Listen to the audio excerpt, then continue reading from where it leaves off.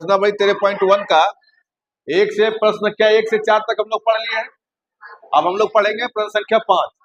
प्रश्न संख्या 5 में क्या है, 3 आकृति दिया हुआ है। क्या दिया हुआ है? अब इसमें कह रहा है कि किस आकृति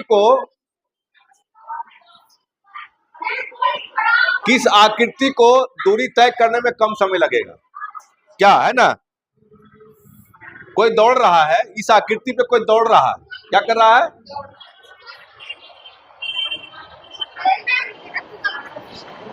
इस आकृति पे कोई दौड़ रहा है या चल रहा है, तो कौन सी आकृति पे सबसे कम दूरी तय करेगा, यही ना। एक धावक को कम से कम दूरी तय करने के लिए निम्न में से किस आकृति पर चक्कर लगाना होगा। ठीक है ना। तो हम जानते इसमें क्या है, ये वृत्त है, ये एक ट्रायंगल है, उस पर आधा वृत्त है, और ये क्या है, आधा वृत्त है। तो वृत्त का परिधि हम लोग जानते हैं क्या होता है। वृत्त की परिधि बराबर 2 पाई r। ठीक है। तो 1 2 3 आकृति है ना। अब हमको 3 आकृति में सबसे परिधि जिसमें कम होगा उसमें कम दूरी लगेगा, जल्दी पहुंचेगा। तब देखते हैं तीनों का परिधि निकालना पड़ेगा। क्या पड़ेगा? तीनों का परिधि निकालना पड़ेगा। सबसे पहले हम इसका निकालते हैं, 3 नंबर का। इस आकृति का आसान पहले होगा, उसके बाद धीरे धीरे जाएगा। तो ये वृत्त है, ये तो समझ में आ गया। ये क्या है? वृत्त है। तब वृत्त की परिधि क्या होता है? 2 पाई r, है ना। तो आकृति 3 का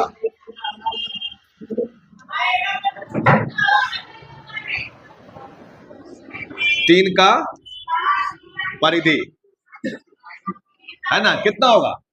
2 पाई r होगा, क्योंकि ये पूरा वृत्त है। क्या है? पूरा वृत्त है। तो पूरा वृत्त का क्या होगा परिधि? 2 पाई r। तो 2 गुना 22 का वैल्यू, पाई का वैल्यू कितना होता है? पाई का वैल्यू 22/7। r कितना है? 14 मीटर।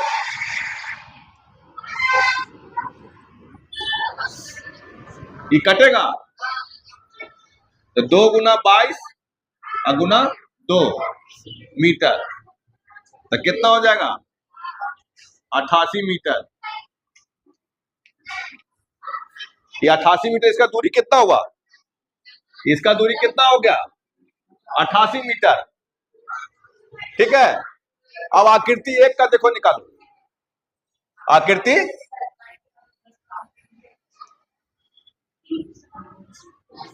आकृति 1 का परिधि। ये देखो आधा वृत्त है। क्या है? आधा वृत्त है। ये पूरा वृत्त था, तो इसका फॉर्मूला कितना था? 2 पाई r। 2 पाई r। तो इसका कितना होगा आधा का? 2 पाई r बटा 2। भाग दे देंगे, या इसको ऐसे लिख सकते हैं। क्या लिख सकते हैं? पाई r। ठीक है ना। तो पाई r का कितना होगा? 22/7। ये कितना है? 42 है। इसका त्रिज्या कितना होगा? आधा 21 मीटर। इसका त्रिज्या कितना होगा? 21 मीटर। 42 है, इसका आधा कितना होगा? 21, है ना। या इसको हम ऐसे लिख सकते हैं, 42/2 भी लिख सकते हैं, या डायरेक्ट 21 भी लिख सकते हैं। तो 7 दिया 21। अब कितना हो गया? 66 मीटर। कितना होगा परिधि? 22 दिया 66। ये 88 मीटर हुआ और ये 66 मीटर हुआ। तो सबसे दूरी, ये ज्यादा दूरी तय करना पड़ेगा, इसमें कम। अब पूछ रहा है क्या सबसे कम कौन सा होगा। अभी देखते हैं कौन सा कम होता है।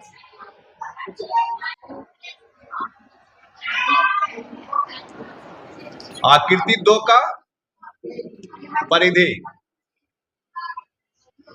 ये लास्ट में क्यों बताया जानते हो? क्योंकि इसमें आधा वृत्त भी है और त्रिभुज भी है ना, इसलिए लास्ट में बता रहे हैं। तो सबसे पहले ये क्या है, आधा वृत्त है। क्या है, आधा वृत्त है।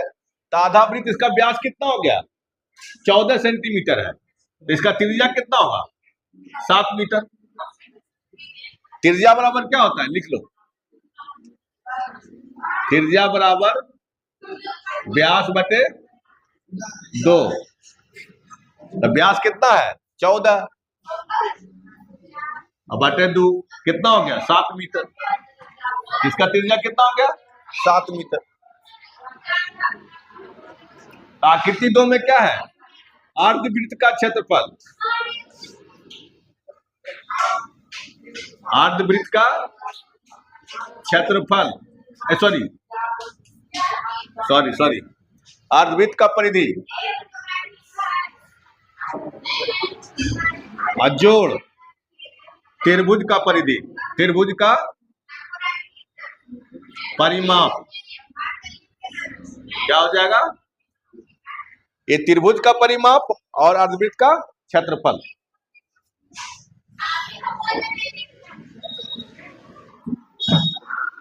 अब देखो, अर्धवृत्त का क्षेत्रफल बराबर क्या होता है, पाई आर, है ना, पाई आर। और त्रिभुज का परिमाप बराबर क्या होता है, ये भुजा समान है, तो भुजा जोड़ भुजा जोड़ भुजा, है ना। तो क्या हो गया, पाई आर जोड़ 3 गुना भुजा। तो पाई आर कितना है, 22/7, गुना कितना हो गया, त्रिज्या कितना, 7 आया, 7 ही ना है, अरे 7, जोड़ 3 गुना भुजा। भुजा कितना है, 14 मीटर। ये कट गया, कितना हुआ, 22 और जो 42, कितना हो गया, 4 42 मीटर। अभी दोनों को जोड़ देंगे, 4 और 6 64 मीटर। इसका कितना हो गया, परिधि या परिमाप कितना हो गया, 64 मीटर। अब देखो, पहला आकृति में कितना था, पहला आकृति में कितना था, 66,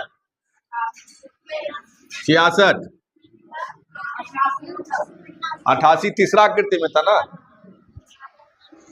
और दूसरा में कितना हुआ, दूसरा आकृति में 64 मीटर। और तीसरा आकृति में कितना हो गया, 88 मीटर।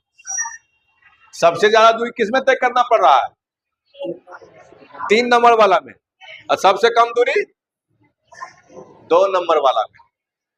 तो सबसे कम दूरी किसमें तय करना पड़ेगा, आकृति 2 में। इसको ऐसे भी लिख सकते हो, ए, तुम्हारी किताब में ABC लिखा हुआ, ABC। तो उत्तर में क्या लिखेंगे, आकृति B, आकृति B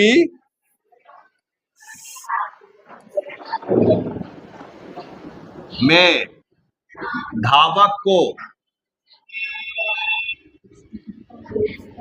कम दूरी तय करना पड़ेगा।